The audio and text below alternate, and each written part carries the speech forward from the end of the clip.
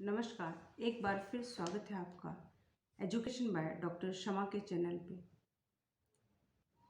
हम अपना पिछला लेक्चर ही आगे बढ़ाते हुए वैदिक धर्म में आश्रम व्यवस्था के विषय में चर्चा करते हैं।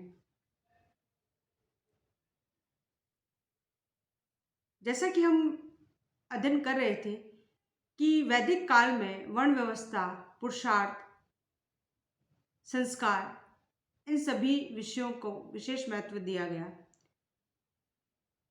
वहीं उत्तर वैदिक काल में जाति व्यवस्था के साथ साथ आश्रम व्यवस्था का भी विकास हुआ।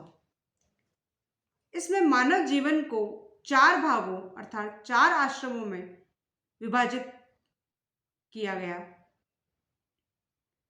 ब्रह्मचर्य, गृहस्थ, वानप्रस्थ और संन्यास आश्रम।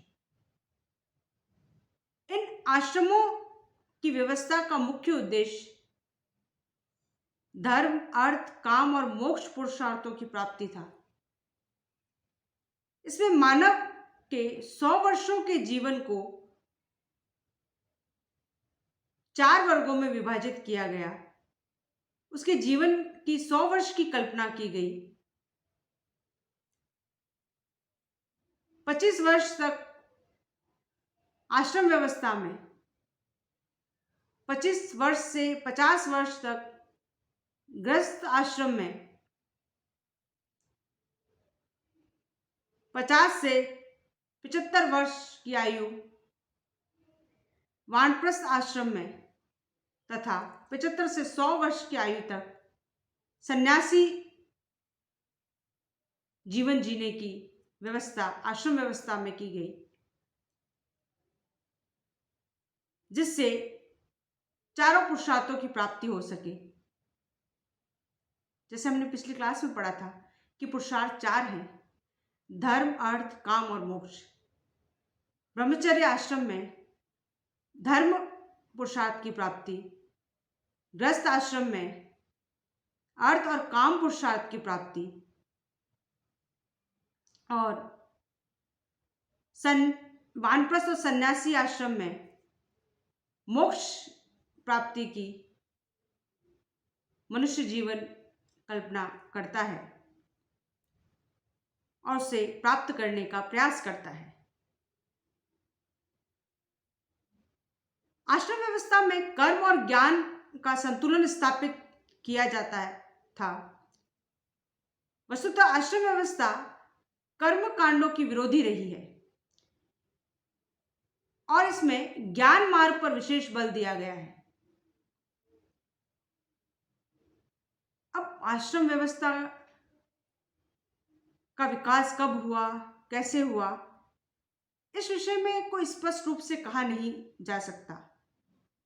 लेकिन उत्तर वैदिक काल में अर्थात 1000 से 600 ईस्वी पूर्व के समय में वर्ण व्यवस्था के साथ साथ आश्रम व्यवस्था सामाजिक जीवन का महत्वपूर्ण अंग बन गई।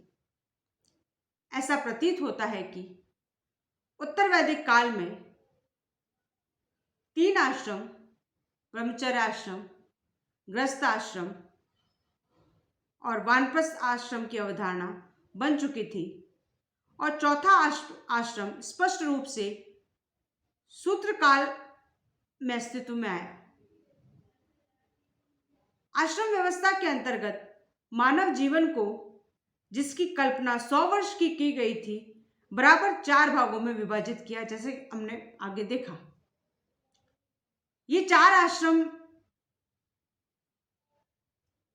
ब्रह्मचर्य, गृहस्थ, वानप्रस्थ और सन्यासी थे, जो 25-25 वर्ष की अवधि तक इसमें मनुष्य जो है वो रहकर अपने पुरुषार्थों की प्राप्ति करता है। प्रथम 25 वर्ष में वह ब्रह्मचर्य आश्रम के अंतर्गत उपनयन संस्कार के पश्चात गुरुकुल में विद्या अध्ययन के उद्देश्य से रहता है। आश्रम की समाप्ति पर समावर्तन संस्कार होता है, अर्थात शिक्षा समाप्ति के बाद में जो है गुरु दक्षिणा देकर वो जो है वो अपने परिवार में लौट जाता है अर्थात गृहस्थ आश्रम में लौट जाता है। गृहस्थ आश्रम में जाने के बाद जो है वो विवाह करता है। गृहस्थ आश्रम को सर्वश्रेष्ठ माना गया है क्योंकि इसी में रहकर मनुष्य अपने दो महत्वपूर्ण पुरुषार्थों अर्थ व काम की पूर्ति करता है और व्यक्ति के तीनों ऋणों ऋषि ऋण, देव ऋण और पितृ ऋण से मुक्ति प्राप्त करता है। ऋषियों से जो उसने ज्ञान प्राप्त किया उसे वह अपने यज्ञ कर्मों और धन की उपासना कर कर उन्हें लौटाता है।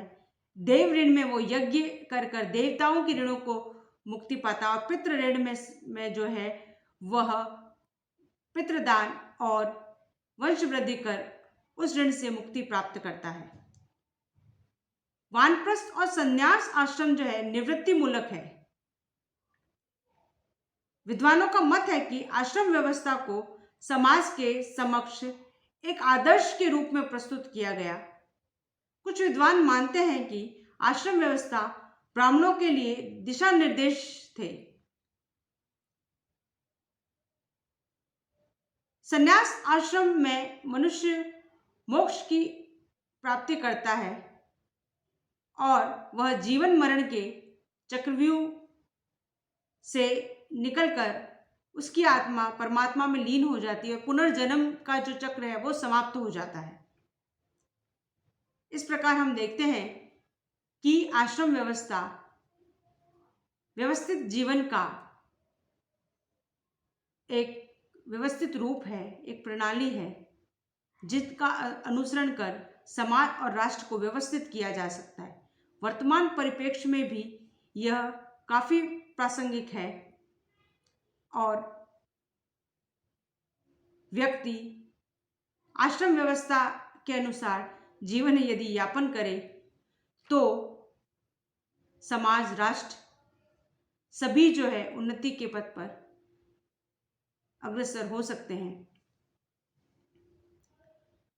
तो आपको आज का टॉपिक कैसा लगा वह अवश्य बताइएगा। बच्चों को आगे शेयर कीजिएगा ताकि वे भी इस क्लास से लाभान्वित हों।